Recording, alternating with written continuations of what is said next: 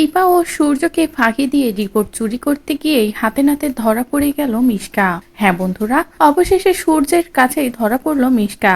অনুরাগের ছোঁয়ার আগামী পর্বগুলোতে আমরা এমনটাই দেখতে চলেছি। ফেসে গেল মিশকা। মিশকা ভেবেছিল যে দীপার ক্ষতি করবে, এমনকি উর্মিরও। মাঝখান থেকে কেউ আসল সত্যটা জানতেই পারবে না, কিন্তু এমনটা হলো না। কারণ দীপা যে মিশকাকে বিন্দুমাত্র বিশ্বাস করে না। আর দীপা খুব ভালো করেই জানে যে সকলের সামনে মিশকা এখন ভালো সাজলেও পরেক্ষণে ঠিকই রিপোর্টটা চুরি করতে আসবে। কি ইনজেকশন দিয়েছে মিশকা উর্মিকে সেটা তো মিশকা খুব ভালো করেই জানে। আর জানতে পেরেই মিশকা বলে, যে কোনো প্রকারে আমাকে নিজেকে বাঁচাতেই হবে। সূর্যের হাতে ধরা পড়া যাবে না, আর ওর পরিবারের হাতেও। তাহলে সবটা শেষ হয়ে যাবে।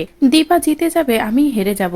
এমনকি সকলের সামনে সব সত্য চলে আসবে। আর এটা আমি কোনোভাবেই মানতে পারবো না। তার থেকে বরং সুযোগ বুঝে আমি রিপোর্টটাই চুরি করে নেব।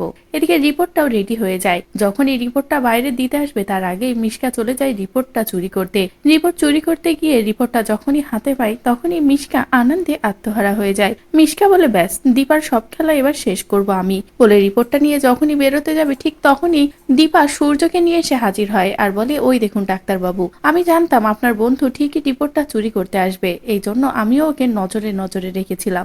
এবার আপনি নিজের চোখে দেখুন ও রিপোর্টটা চুরি করতে এসেছে। যেটা দেখে তো সূর্যেরই মাথা ঘুরে যায়। সূর্য বলে, তুই এভাবে সারা জীবন আমাকে ঠকিয়েছিস, তার মানে কি সব ষড়যন্ত্রের মূলে তুই ছিলি?